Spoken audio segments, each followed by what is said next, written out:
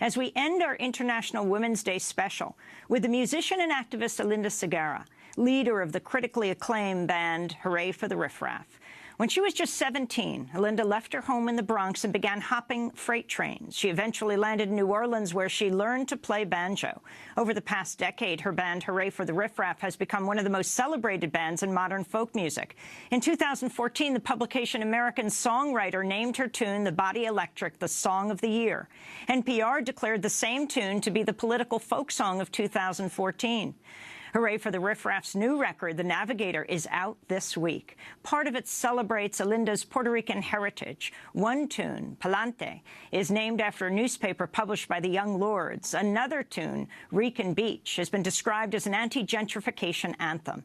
Well, Alinda Segarra recently came into our Democracy Now! Studios to perform and talk about her music. I began by asking her to talk about her life journey.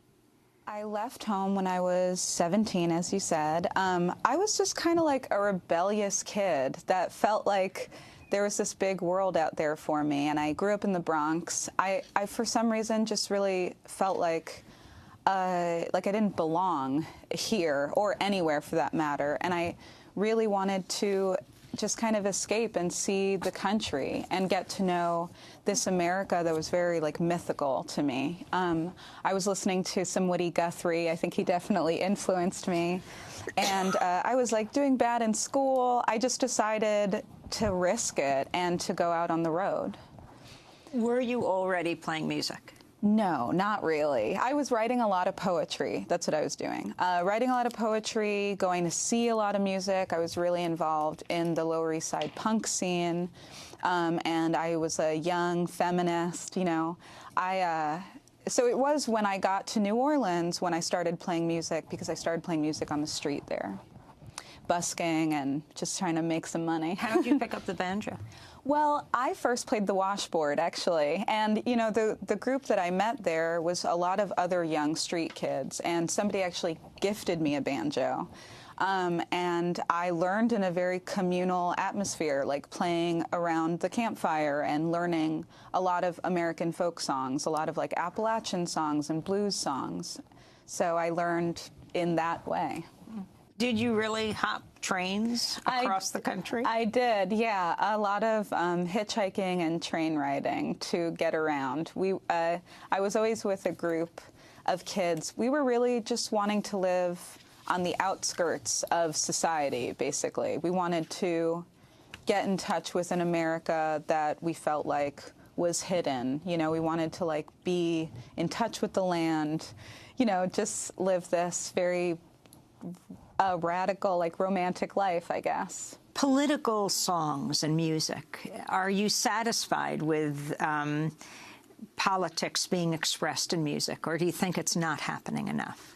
I think it's just beginning. You know, I felt like for the last couple of years, as the Black Lives Matter movement was growing, I was looking around at least folk singers around me and wondering where our voices were. And now I feel like there is definitely more of a push for us to wake up and to sing what's going on around us. You know, one of my heroes is Nina Simone, and I feel like it's definitely the artist's duty to talk about the times and to, in scary times, to bring these fears that we deal with alone into the public sphere, and that's how we can feel stronger and feel like we can change something, you know? So can you set the scene for us for Rican Beach? Well, Rican Beach is a place in my mind, because in the album there is a storyline. There is a character and kind of a play-like story that's going on. And it's following this character, Navita, which is based off of me, and she goes into the future in her own city, and she realizes that she does not recognize anything. Everything has been so gentrified rapidly. And she's looking for her people, her neighborhood, and she ends up at Rican Beach, which is where they all are. And so Rican Beach was used as this, you know, it is a place in my imagination, but it represents what happens when people are pushed out of the city that they, you know, helped create. This city that you know, they're responsible for the culture and they're responsible for the soul of the city. And it's what happens when you're told, we don't want to see you anymore, you become the other and you are pushed out. And I thought it was an important theme for right now, because I think it's really easy for people to feel safe and to say, oh, these certain people are being attacked, but I'm safe. But Rican Beach kind of makes it brings it into this personal place, saying, no, they're building a wall around you and all of your neighbors, you know. So that's what it's about. And tell us some of the models of protest and protecting home that inspired you for Rican Beach. Well, definitely the water protectors at Standing Rock were very inspirational to me. You know, I was just watching it and reading about it unfold and felt like it lined up so much with the lyrics of the song, to say that these folks were saying, I will put my body on the line, I will be in danger, because that is how much I care about this land. And also it's about protecting the land for future generations. And I think that is a theme in the album and a theme in Rican Beach, saying that I'm going to protect this place because I want my children to have this space, and I want them to be able to thrive in this space. So this is an album. It's not a Broadway show, but No. Some have been talking about the way you tell the story with this figure. Oh, some comparisons to Hamilton. Do you mind that? Oh, I don't mind it at all. I mean, Lin-Manuel is such an inspiration to me, for sure. I've been a fan of him since In the Heights, because I felt like he was bringing the stories of Latinx people into this very prestigious arena, you know, and I felt like when I never got to see In the Heights, but when I'd hear the songs and watch snippets of it, I felt like, wow, those are my people and my stories that and my neighbors, and we deserve to be represented like that too. So I hope to put it on as a play someday. Well, I want to go to you singing here in our studio, Rican Beach.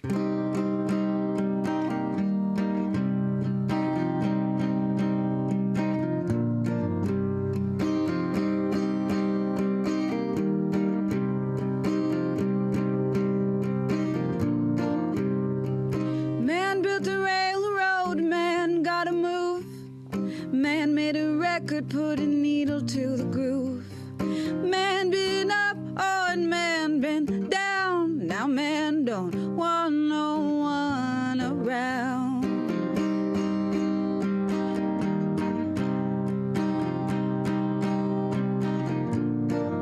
Well, first they stole our language, then they stole our names, then they stole the things that brought us fame. And they stole our neighbors, and they stole our streets, and they left us to die on Rican Beach.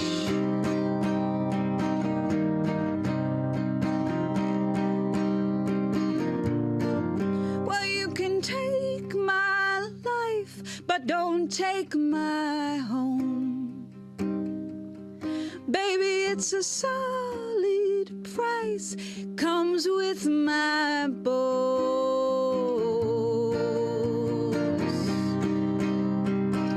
That's Rican Beach, Alinda Segarra singing one of the songs on her latest album, The Navigator, Yeah. which tells your story and your navigation through life. Yeah, the idea of The Navigator really sparked a lot of concepts for me. You know, it asks questions like, who's driving us as a country? It asks questions like, who's driving you as you go through your journey through life? Is it your ancestors or your intuition?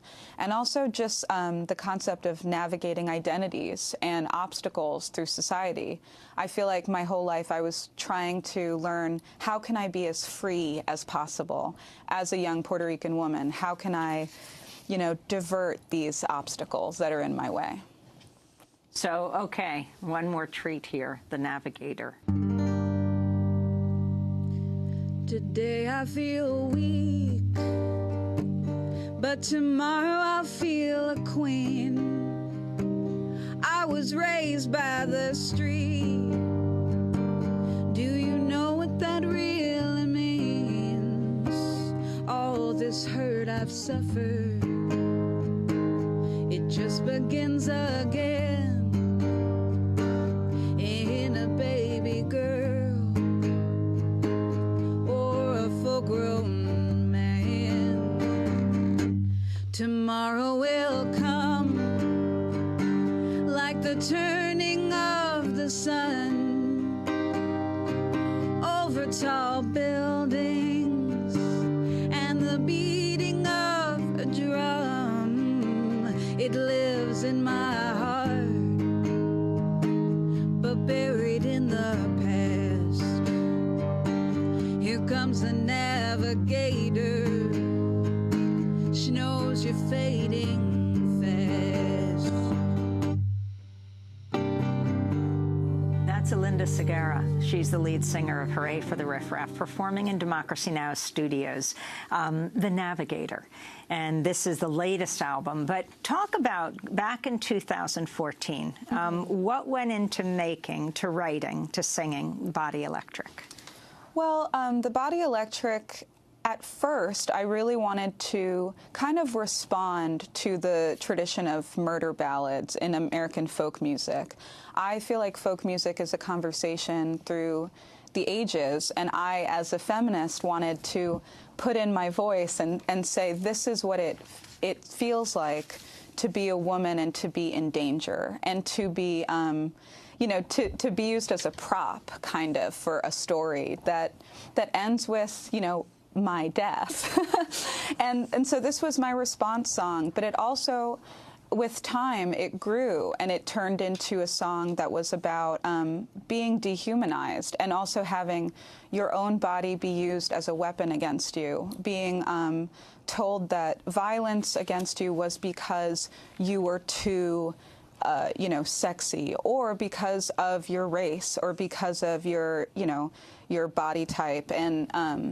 And so I really wanted to just get into that idea of what that's like to be told that you are the reason for violence against you, you know, when your own body is turned against you. Let's go to the Body Electric.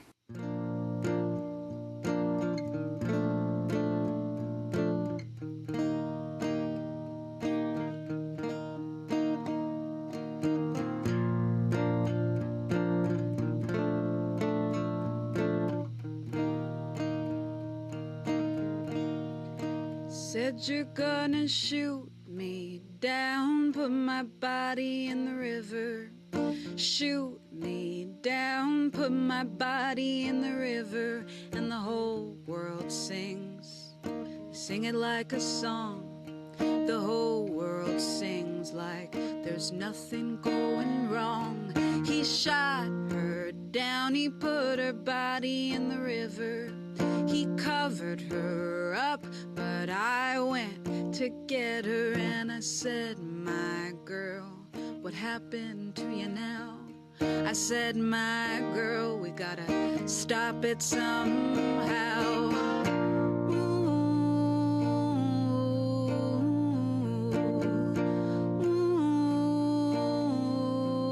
That's a song you may know, The Body Electric. It is Alinda Segarra, lead singer of Hurray for the Riff Raff. You've always been fiercely political and also personal. Do you feel your music shifting now in the era of Trump? I feel it's definitely a time to be brave. You know, I feel like when the election happened, I was very afraid, like many people. And I think it's okay to say that I was afraid, you know, because I want us to all share that together. But to be, you know, you have to be afraid at first in order to be brave. It's really a time to put all these ideas that I always had into practice. And I look to my idols, you know, like I look to Nina Simone, I'll look to Bell Hooks, I look to Sylvia Rivera and Julia de Burgos to give me strength and to just continue the work that I've been trying to do. Linda Segarra, leader of the band Hurray for the Riff Raff, and 2014 American songwriter, named The Body Electric the Song of the Year. NPR declared it the political folk song of 2014. Linda's new album, The Navigator, is out this week. Visit our website at democracynow.org to see our full interview with Linda Segarra's full performance in our studio. And that does it for our show in the special on International Women's Day. Democracy Now! Is produced by Mike Burke, Dina Guzder, Nermeen Sheikh, Carla Wills, Laura Gottesdiener, Sam Alkoff, John Hamilton, Robbie Karen, Hani Massoud, Sharina Nadura, Andre Lewis, Renee Feltz, Mike DeFilippo, Miguel Noguera, Paul Huckabee, our engineer. Special thanks to Renee Feltz, Becca Staley, Julie Crosby. I'm Amy Goodman. Thanks so much for joining us.